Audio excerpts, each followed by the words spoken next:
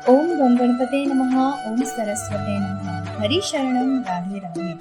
अब तक आपने श्री गर्ग संहिता के वृंदावन खंड के 3 अध्याय का श्रवण किया। आज हम जानेंगे वृंदावन खंड के 4थे अध्याय के बारे में। श्री बलराम और श्री कृष्ण के द्वारा बछड़ों का चराया जाना तथा वत्सासुर का उद्धार। श्री नारद जी कहते हैं, राजन, सनंद की बात सुनकर महामना नंदराज समस्त गोपगणों के साथ बड़े प्रसन्न हुए और वृंदावन में जाने को तैयार हो गए।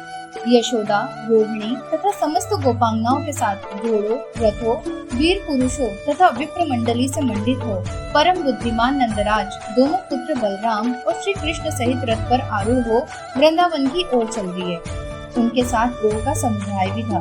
बूढ़े बालक और सेवकों सहित अनेक छकड़े चल रहे थे। यात्रा के समय शंख बजे और नगरों की ध्वनियां हुई।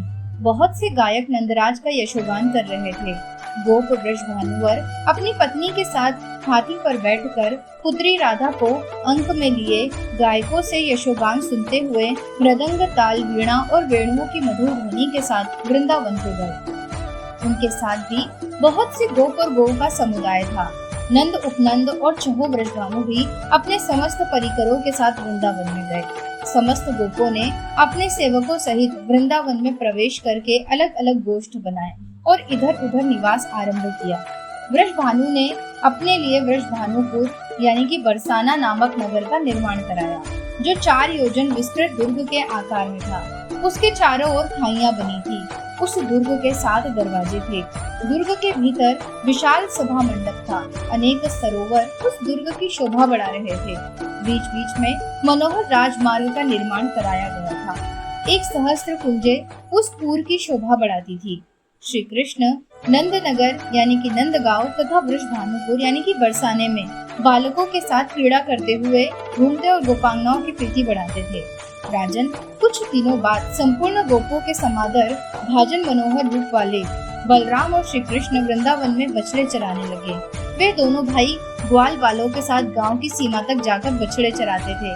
कालिंदी के निकट उसके पावन पुलिन पर सुशोभित निकुंजों और कुंजों में बलराम और श्री कृष्ण इधर उधर लुका छिपी के खेल खेलते और कहीं कहीं रेंगते हुए चलकर वन में सानंद विचरते थे। उन दोनों के तटी प्रदेश में करधनी की लड़ियां शोभा देती थी। खेलते समय उनके पैरों की मंजीर और नुपुर मधुर झंकार फैलाते थे। बलराम के अंगों पर नीलांबर शोभा पाता था और श्री कृष्ण के अंगों पर पीठ पर। वे दोनों भाई हार और भुजबंदों से भूषित थे। कभी बालकों के साथ शेपड़ों द्वारा ढेले फेंकते और कभी बांसुरी बजाते। कुछ ग्वाल बाल अपने मुख से करधनी के घुंघरुओं की सी ध्वनि करते हुए दौड़ते और उनके साथ वे दोनों बंधु राम और श्याम भी पक्षियों की छाया का अनुसरण करते भागते हुए सुशोभित होते थे। सिर पर मयूर पिच्छ लगाकर फूलों और पल्लवों के श्रृंगार धारण करते थे।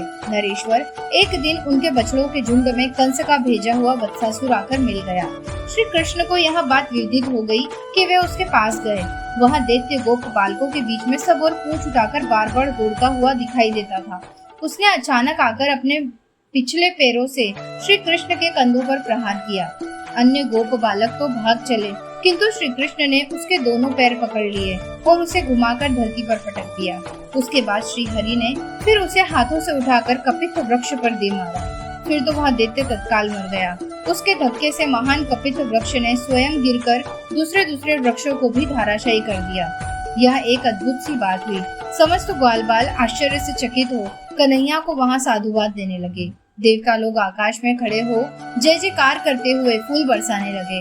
उस दैत्य की विशाल ज्योति श्री कृष्ण में लीन हो गई। बहुलाश्व ने पूछा, मुने, यह तो बड़े आश्चर्य की बात है। बताइए तो, इस वत्सासुर के रूप में पहले का कौन सा पुण्यात्मा पुरुष प्रकट हो गया था, जो परिपूर्णतम परमात्मा श्री कृष्ण में विलीन हुआ?